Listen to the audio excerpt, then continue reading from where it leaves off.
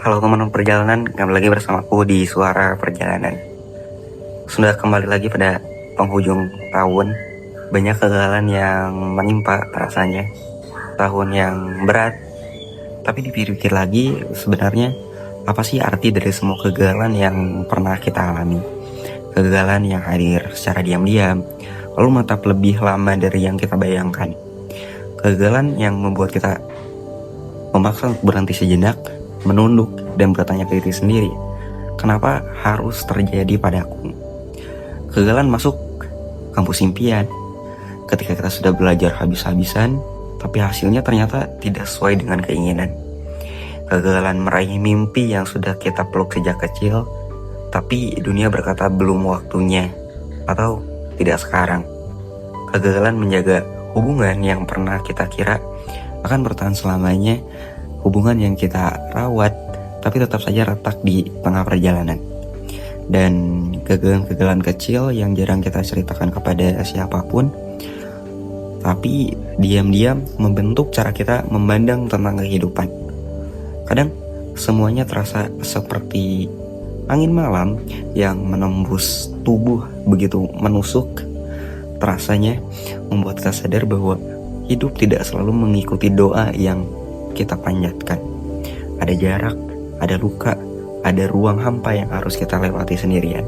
Ada satu masa dalam hidup ketika kita merasa sudah berlari sejauh yang kita mampu, tapi dunia tetap terasa lebih cepat dari langkah kita.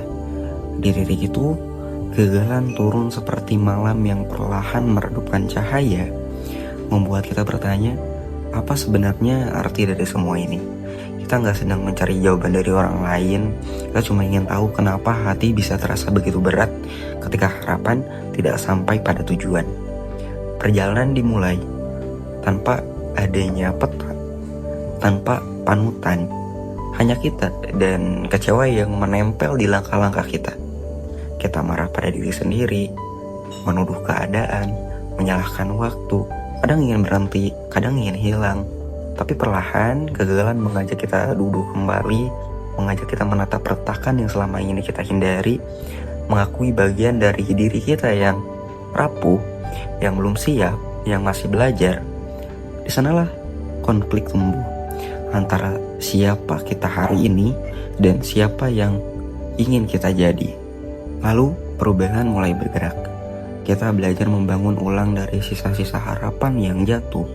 Kita mulai paham bahwa kegagalan bukan suatu yang perlu dimusuhi, tapi cermin reflektif yang memperlihatkan kekuatan yang selama ini tersembunyi, sekaligus kelemahan yang perlu kita ketahui untuk bisa tumbuh. Jatuh ternyata bukan akhir dari perjalanan, tapi jeda yang memaksa kita melihat arah tujuan. Dan akhirnya, hasil dari semua ini bukan tentang seberapa cepat kita bangkit, tapi seberapa dalam kita mengenali diri setelah runtuh. Kegagalan, kalau kita berani menerimanya, seringkali membuka pintu yang tidak pernah kita rencanakan, tapi justru membawa kita ke tempat yang seharusnya kita tuju. Makna terbesarnya sederhana, bahwa tidak ada kegagalan yang benar-benar gagal selama kita pulang membawa pemahaman baru tentang diri kita sendiri.